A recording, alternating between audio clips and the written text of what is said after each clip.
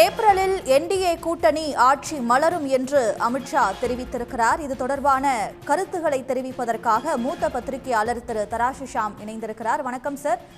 ஒரு பக்கம் அமித்ஷா ஏப்ரலில் என்டிஏ கூட்டணி ஆட்சி மலரும்னு சொல்றாரு, இன்னொரு பக்கம் எடப்பாடி பழனிசாமி அதிமுகவினர் தனி பெரும்பான்மையோடு ஆட்சி அமைப்பாங்க அப்படின்னு சொல்றாங்க. எப்படி பார்க்கிறீங்க இந்த முரண்பாடுகளை? எந்த கொம்பனாலும் தடுக்க முடியாது என்று இபிஎஸ் அவர்கள் கூறுவது எந்த கொம்பனை மனதில் வைத்து? அமித்ஷா அவர்களை மனதில் வைத்தா?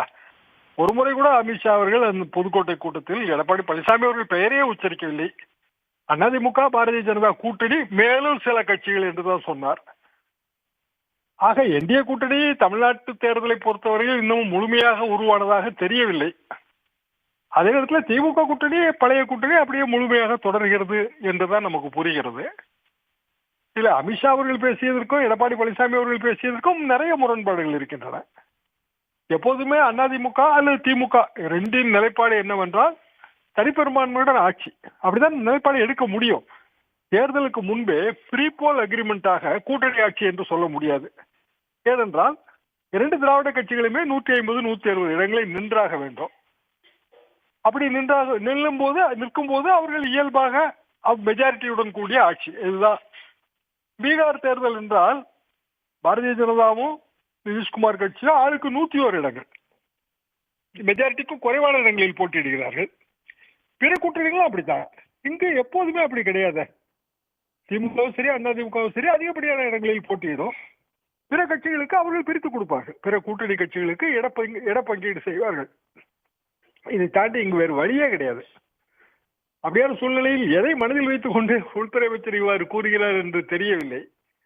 கூட்டத்துக்கான ஏற்பாடுகள் ஓரளவுக்கு சிறப்பாக இருந்தன. அண்ணாமலைக்கான வரவேற்பு அதிகமாக இருந்தது. நயனார் நாகேந்திரனுக்கு அது பிடிக்கிறதோ பிடிக்கவில்லையோ தெரியவில்லை.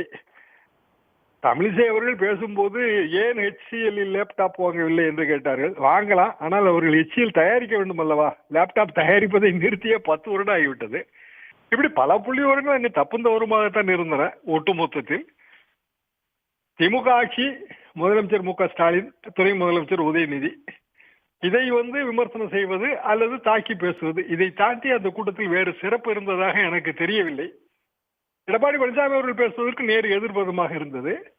ஏன் அமித்ஷா கூட்டத்திலே அதிமுக மற்றும் பிற கட்சிகள் கலந்து கொள்ளவில்லை என்றும் புரியவில்லை. பிற கூட்டணி கட்சிகள் வந்திருக்க வேண்டும் அல்லவா? அவர்களும் வரவில்லை.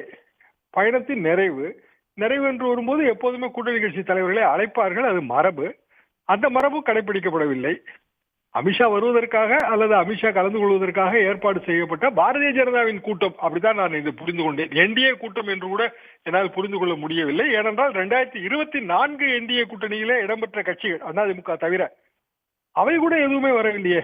அப்புறம் எங்க என்டிஏ இருக்கிறது என்றும் புரியவில்லை. அமித்ஷா அவர்கள் பேசும்போது 1998 அதிமுக கூட்டணியை சிலாகித்து பேசினார். 2004 அதிமுக பாரதிய ஜனதா கூட்டணி 40க்கு 40 தொகுதிகளிலே வெற்றி வாய்ப்பை இழந்தது. அதை அவர் வசதியாக மறந்து விட்டார். இப்படி முன்னுக்கு பின் முரணாக நிறைய விஷயங்கள் இருந்தன.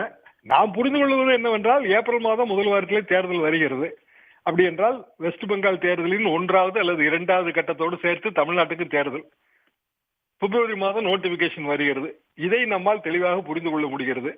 மற்றபடி என்டிஏ கூட்டணி ஆட்சி அமைக்கும் என்பதெல்லாம் அது ஒரு கனவு என்றுதான் நான் நினைக்கிறேன். கருத்துகளுக்கு நன்றி திரு தராசு ஷாம். உடனுக்குடன் செய்திகளை தெரிந்து கொள்ள சன் நியூஸ் பெல் ஐகானை கிளிக் பண்ணுங்க.